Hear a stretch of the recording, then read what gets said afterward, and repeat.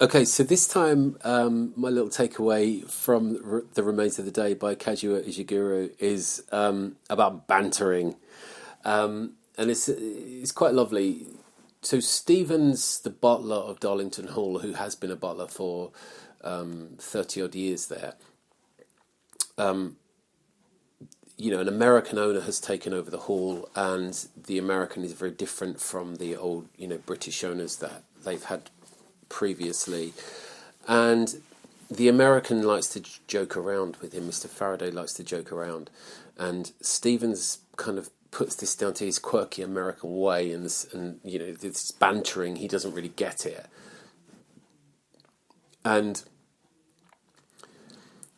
he tries to get involved. He tries to respond at one point early on with a joke that kind of falls flat. And Stevens says something along the lines of, I will have to work on my bantering. I'm going to have to practice.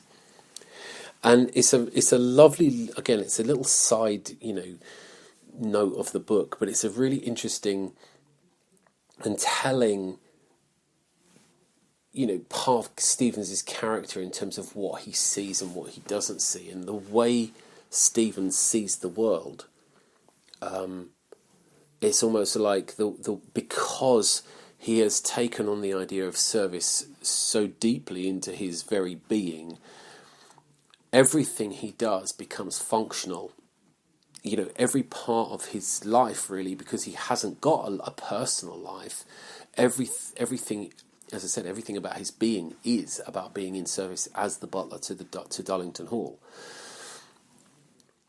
Then every function of his being becomes a function of service. So when the new owner comes in and starts to banter, Stevens doesn't understand it and says, okay, I must learn how to banter. I'm going to have to work on my bantering skills. Now, what's really fascinating about that is, by its very nature, bantering is not something you really learn how to do. I suppose you could, but really bantering is about that spur of the moment, very kind of context dependent, joke that's impulsive and kind of spontaneous. It's not really something that you can train to do.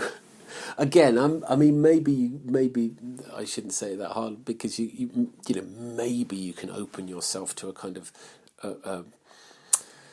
of more of a receptiveness to bantering, but I don't know if you can. By its very nature, it's not a trainable. It's not like delivering a script. It's not a trainable skill. Bantering is just bantering, isn't it? So it's fascinating that Stevens decides to, says that he wants to kind of work on this. Now, what's really interesting is that it comes up at the beginning of the book, and then right at the end of the book, after Stevens has gone on his trip and he's got to this point where he's kind of reassessed his life and realised that he made mistakes, errors of judgment, and it's because of who he is and all of those things.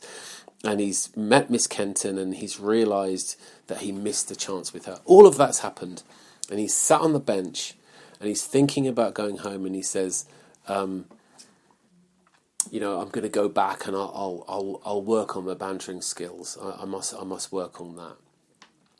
And it's really fascinating, because you think that despite everything he's thought of, all of the, however many words you've read, the 250 pages of his interior life and working out the meaning of his life, everything that he's gone through over these few days while he's been travelling around, and he reverts back to type.